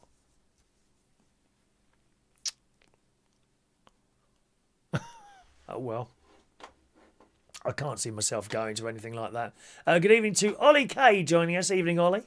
You right, Ollie K? As school. You'll be on holiday soon, haven't you? I was very surprised to hear, Ollie, that you're going to continue to have your full summer holiday. I would have thought they'd, maybe not all of it, but certainly some of it, you would have had a shorter holiday to try and perhaps catch up with all the stuff that all children in all schools have fallen behind with, no matter what the age is, you know. All these schools, now, whether you're like, I don't know, 7 years old or 16 years old, everyone has missed out on being at school. I think it's very different trying to learn stuff from home. I really do. That being said, my great nephews and great nieces seem to have done all right. You know, my great nephew Harry is coming on really well. Is it his maths? Yeah, his maths. I think it's his maths. He's doing really well with his maths. Great nephew Harry. Hopefully, we'll see the other nephews and great nephews and nieces when they come back from Cyprus next year. Not sure where they're going to be posted yet. See, they might be posted here somewhere, or they might go to another country. You never know. Never know on the RAF. Thank you, Ollie. It's 2 weeks today is your holiday, is it? Good luck to you, mate. Looking forward to that. Are you going anywhere? Is your dad taking you anywhere? Going on holiday anywhere? Is anything booked at all? A great nephew Harry, one of his little friends, who's also 8. He was telling me that his family were actually moving to Florida, and I think they've gone now. Actually, you know, I think that's another RAF thing possibly, and he was very excited by that. The whole Disney, and I mean, I suppose you wouldn't want to go every day, would you? Would you want to go every day to Disney if you had the opportunity? Live there, perhaps. Rachel says, Word 360. I pay £80 a year. Gosh.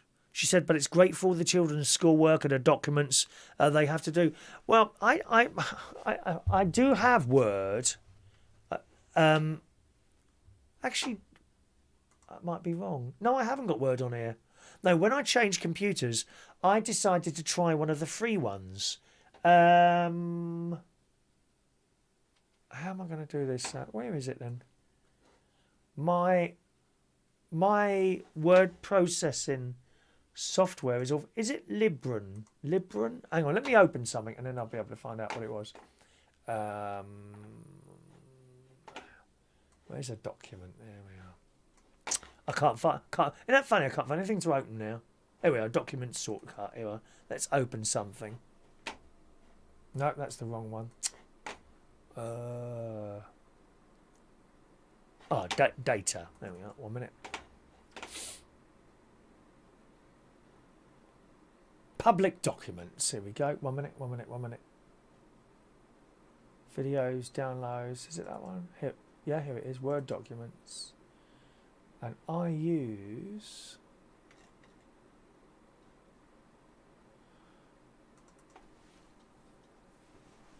LibreOffice, Libre. Came with a computer. LibreOffice, Libre. It works fine. I haven't had to pay for it or anything. LibreOffice. I don't know if that is free to download for people or whether I kind of bought it when I got the computer. I don't use Word anymore. I've still got it on discs, but I don't use it anymore. And there's another one I used to use as well, which I can't remember at the moment. Fran's got Libra document also. Yeah. Was it free, Fran? Works perfectly all right. You might want to try that, Rachel. Or I know you get used to something though, isn't it? Do you know what I mean? It's a little bit like me with my mobile phone. You know, I've got Apple one. Apple mobile phone my nephew gave me, their old Huawei, Huawei I think it was a P20 phone. And I'm sure, given time, I would have been able to get used to it, but I couldn't be bothered. Couldn't be bothered to learn a new thing. So I stuck with the Apple phone. And you lock your, so it's, you know, when you say you're locked into the system, you kind of lock yourself into the system, if you know what I mean, because you're not willing to sort of learn something new, you know. But and there's another free word thing. Let me see if I can find it. Free word program. Can't remember what it's called. The best alternative to Microsoft Word. Apache Open Office. That's it. Apache. Apache. Apache Open Office Writer. Very good. Similar to Word. That works. Google have got it as well, and Google Documents. Stuff can open with them. You don't need to be paying all this money anymore, Rachel, really. And as Fran says, she's got the Libra one, same as me there, which works very well as well. Thank you, my dear. Are your shoes fizzing? Danny Davis, good evening, Danny. Welcome to the show. Danny Davis from Welsh Wales is in the house from the Valley. Evening, Danny. The fish are getting off their heads. Why is this happening? It's in the Metro. It says around 269 million people worldwide, naughty people, use drugs every year. Wow. 269 million people are using this stuff. Thank you. Fran's got the free version as well. Yes, I don't pay anything for I don't rent software at all.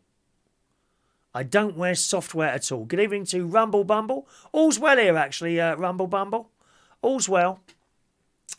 269 people worldwide use drugs every year. Often forgotten in this story is the problem of basic biology. What goes in must come out. You know, so same as whatever you eat, it comes out the other end eventually. Well, it's the same with drugs. And where do you think that goes? Into the water systems, into the sewage works. Sewers are inundated with drugs that are excreted from the body, along with the broken down chemical components that have similar effects to the drugs themselves. Sewage treatment plants don't filter these things out. Did you know that? Because I didn't. Along with the broken don't filter these things out. They were never designed for it. A lot of sewage also finds its way into rivers and coastal waters untreated. Once in the environment, drugs and their byproducts can affect wildlife.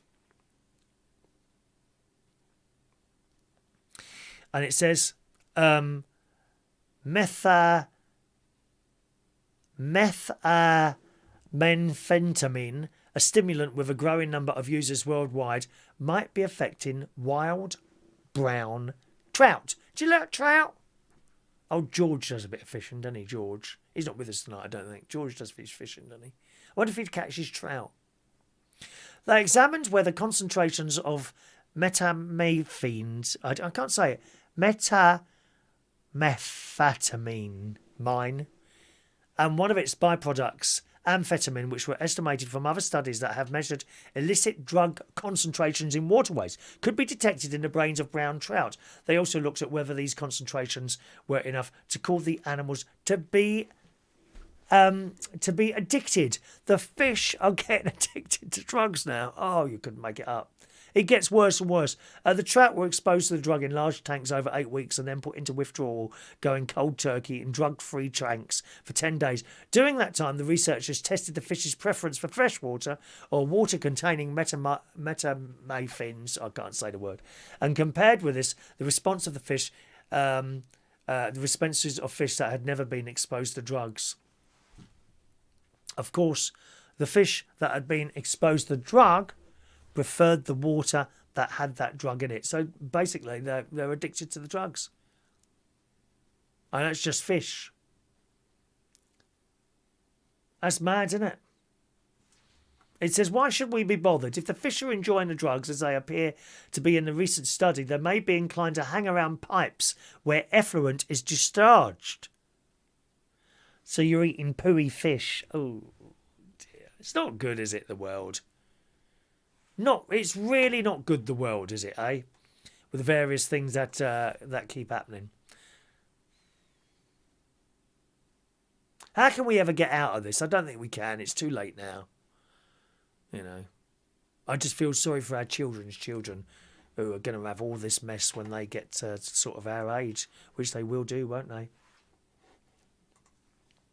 Good evening to Danny Davis, who says, we've been practicing songs for tomorrow. Am I allowed to? Don't let the sun go down on me. Another dreary old song, Danny. Other people do that, but you're welcome. You do whatever songs you want to do. Can we have upbeat songs, please? Upbeat songs. Have you got any upbeat songs that you have been practicing? Please let me know immediately. One more story on the show today, gang. A new way to defend your home is coming. Now, I like this idea. I can't lie. I do like this idea. Okay?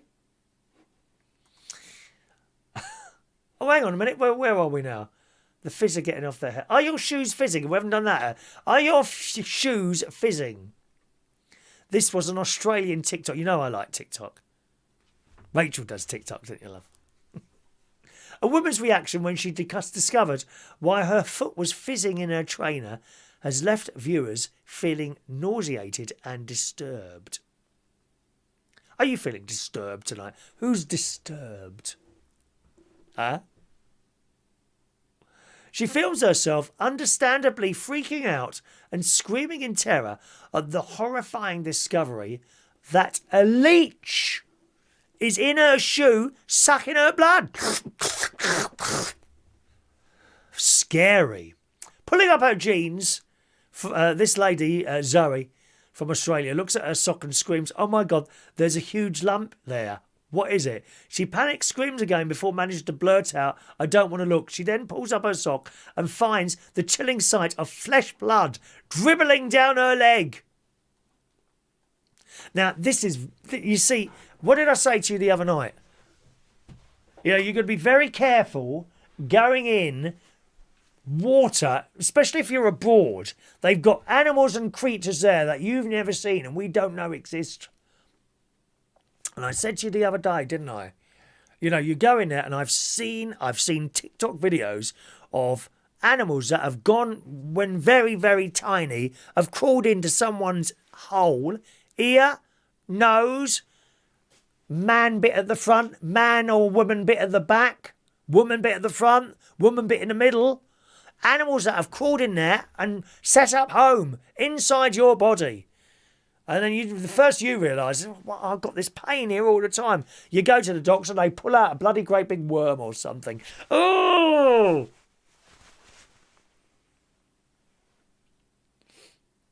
Or this one, she's obviously been paddling or something. A leech has gone onto her foot. She ain't noticed.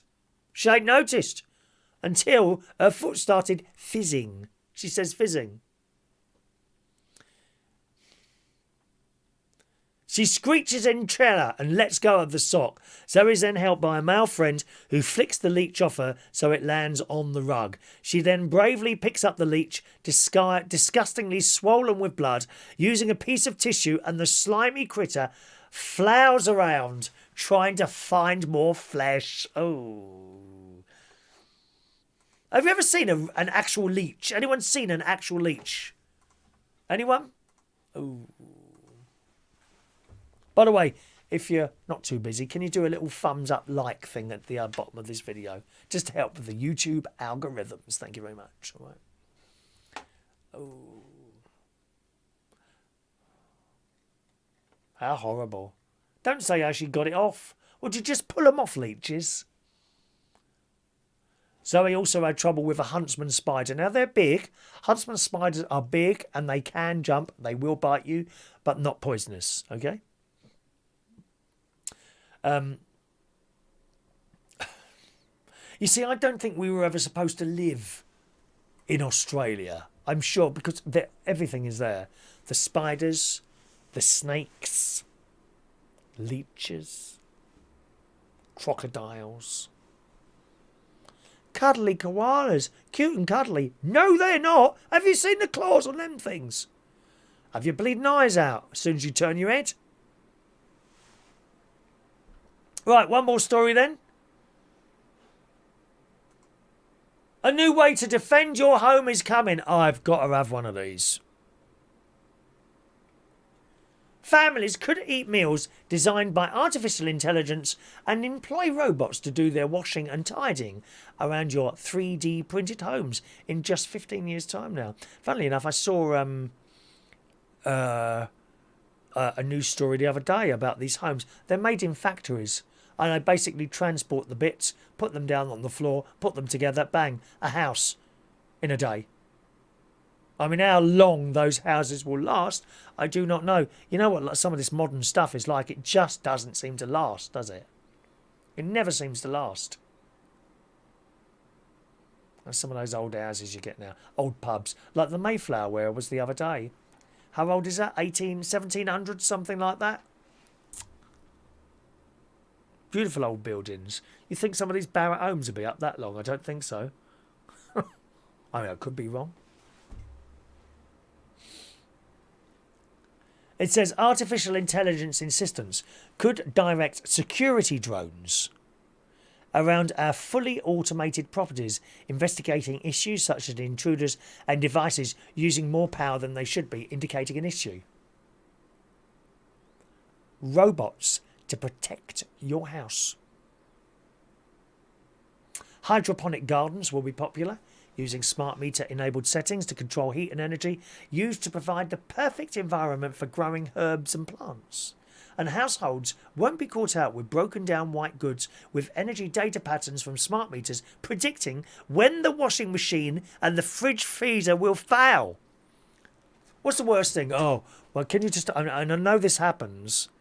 Washing machines, you put your washing machine out, you go out, you come back, and the washing machine has emptied its contents of water on your kitchen floor. Bad enough in a house with ground level. Worse news if you're in a flat above someone else. It does happen. Doesn't it? Green developments made up of 3D printed apartment blocks could spring up across the nation, while local authorities are predicted to provide those on low income with grants to become entirely energy self-sufficient. I'd love to be energy self-sufficient. Love that. Yeah, I've got solar panels here, but I'm not self-sufficient. I still have to buy electric in. It doesn't make everything I've got. Up in Lincolnshire, you see quite a lot of people at farms generally with windmills. They've got their own windmill. 20 grand for one of those. Presumably, you have to maintain these things. If it's got like moving parts, you'd have to do a bit of oiling and greasing and all that business, wouldn't you? You get someone in to do it, maybe. I don't know.